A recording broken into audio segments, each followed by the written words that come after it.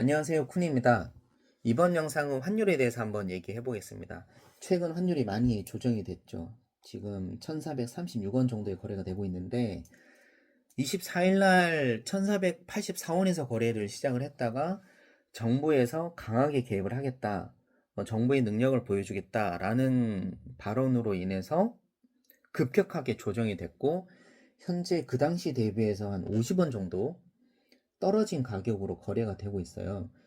네, 이렇게 단기간에 환율이 떨어진 이유에는 저는 결국 시장에 대규모로 달러가 공급이 됐다라고 보고 있습니다. 그러니까 단순히 구두 개인만으로는 이렇게 조정이 되기 힘들다라고 보고 있고, 왜냐하면 그전에도 정부에서는 구두 경고를 해왔어요. 시장을 주시하고 있다, 외환시장 주시하고 있다, 외평세대 더 발행해서 대응할 거다, 국민연금 환해지도 검토하고 있다 등등 해왔음에도 불구하고 조정이 되지 않았었고, 실제로 이렇게 급격하게 3, 4일 만에 떨어진다라는 거는 달러가 많이 풀렸다라고 볼 수밖에 없을 것 같아요. 저는 좀 그렇게 좀 추정을 하고 있고, 그러면 달러가 많이 풀렸다고 하면 어디서 공급이 됐을까라고 하면 많은 분들이 예상하시는 것처럼 국민연금의 해외 자산을 매각하지 않았을까라는 부분입니다. 물론 국민연금이 해외 자산을 지금 매각을 했고 앞으로 달러가 계속 약세를 현재와 같은 수준으로 유지한다고 봤을 때는 국민연금이 굉장히 그 자산 매각을 잘 한 거죠. 근데 다만 우리가 투자를 할 때는 뭐 환위험도 고려를 해야 되지만 결국은 1차적으로 고려해야 되는 것들은 우리가 투자한 자산에 대한 얼마만큼 수익을 얻을 수 있느냐는 거예요.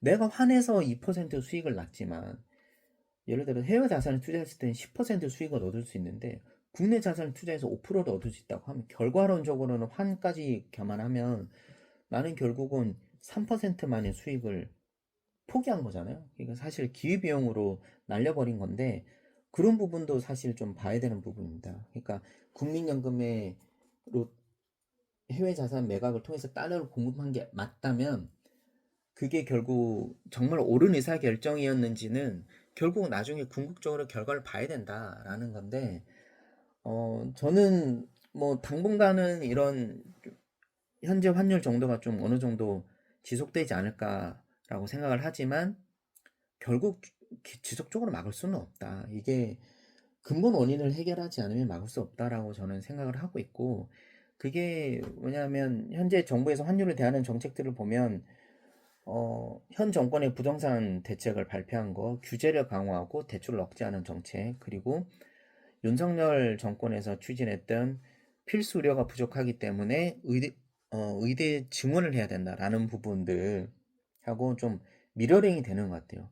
사실 의대 증원도 의사 필수 의료가 부족한 게 의사 수가 부족해서 그런 게 아니거든요. 필수 의료를 할 수 있는 사람들이 부족한 거고, 거기에 따르는 이제 위험 대비 결국은 수입이 적기 때문에 필수 의료를 하지 않는 겁니다. 핵심은 그거예요.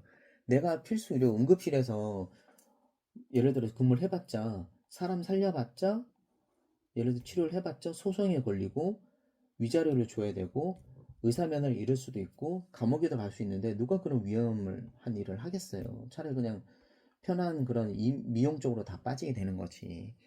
근데 그 당시만 해도 사실 블라인드의 변호사라고 하는 사람이 글을 올렸던 게 굉장히 좀 화제가 됐었거든요. 그러니까 그 사람이 썼던 글 중에 하나가 뭐가 있냐면 사법시험 변호사 중에서도 뭐 기본 법률도 이해 못하는 사람들도 많다. 근데 똑똑한 사람들도 많고, 그지만 전문직 증언이라는 거는 파멸적 수준이 아니다. 무조건 수요자들에게 이득이다. 이런 얘기를 했는데, 사실 그러면서 뭐 의사들 그동안 꿀 빨았는데 뭐 이제 뭐 없네 뭐 이런 얘기를 좀 굉장히 좀 조롱하는 듯한 굉장히 강하게 비판했는데, 변호사하고 의사는 아예 시장 자체가 다릅니다. 그러니까 사업 구조가 달라요. 변호사에 대한 변호사 수임료 누가 정하나요? 가격? 변호사가 정하잖아요. 시장에서 정한단 말이야.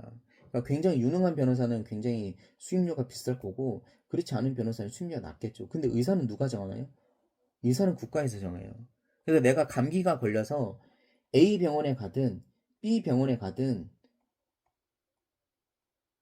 의사는 다르지만 가격은 똑같이 내잖아요, 저희가. 그래서 이게 문제라는 거예요, 이게. 그러니까 아예 그 시장 구조 자체가 다른데 이제 너무 좀 같이 보는 것 같아가지고 좀 이때도 조금 저는 좀 이게 아닌데 단순히 그렇게 접근할 사항이 아닌데 라는 좀 생각을 했었습니다. 아무튼 이제 환율 얘기로 다시 돌아오면 어, 지금이 그래서 저는 환율을 다시 달러를 사야 될 때라고 생각을 하고 있습니다. 달러를 다시 사야 될 때라고 생각을 하고 있고, 달러를 보유하는 방식은 기존 영상에도 말씀드렸지만 내가 미국 자산을 사도, 주식을 사도 되고 채권을 사도 되고 미국 부동산을 사도 되고 뭘 사도 되지만 그거는 나의 뭐 투자 목표 그리고 리스크 톨러런스에 따라서 좀 갈리게 된다라는 거고, 채권에 투자하는 거는 좀 쉽지 않습니다. 뭐 잠깐 채권 얘기가 나와서 그런데 23년 12월 11월 경에 저 회사 친한 이제 선배가 DC로 IRP로 계좌를 넣어서 본인이 이제 퇴직금 운용을 하겠다고 해서 이제 했는데, 그 당시에 아마 트럼프가 집권을 한다. 트럼프가 정권이 들어서면 금리 인하를 할 거다라는 게 뉴스가 많이 났었어요. 그래서 채권을 많이 샀었죠. 예, 왜냐하면 금리가 인하되면 채권 가격이 무조건 올라가니까. 채권은 리스크 팩터가 딱 하나입니다. 오로지 금리밖에 없어요. 금리에 의해서만 왔다 갔다 움직이기 때문에 딱 금리 예측만 내가 정확하게 한다라고 하면 무조건 돈을 벌 수가 있는 구조인데, 근데 손해 많이 봤죠. 지금도 손해일 거예요. 왜냐하면 채권이 이게 또 쉽지가 않아요. 우리가 기준금리라는 건 채권이 금리가 인하된다라고 했을 때는 단기 금리가 인하되는 거거든요. 근데 장기 금리가 인하가 되는 거랑 또 다른 얘기.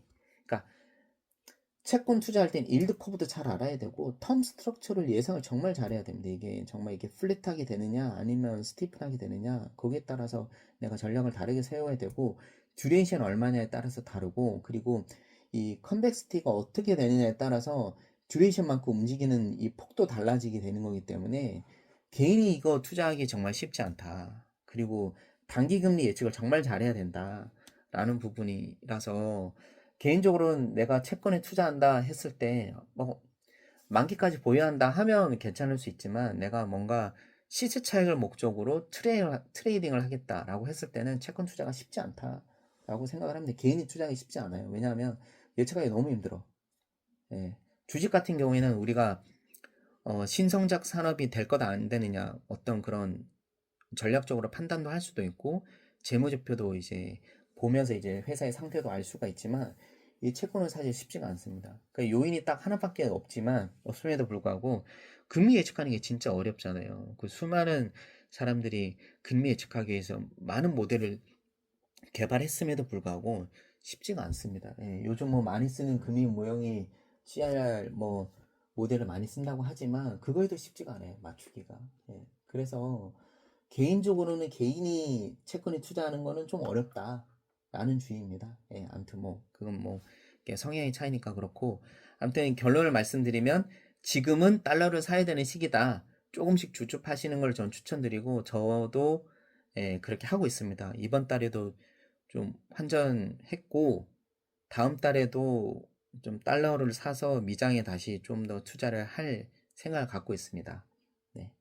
오늘은 여기까지 말씀을 드리고 다음에 또 뵙겠습니다. 감사합니다.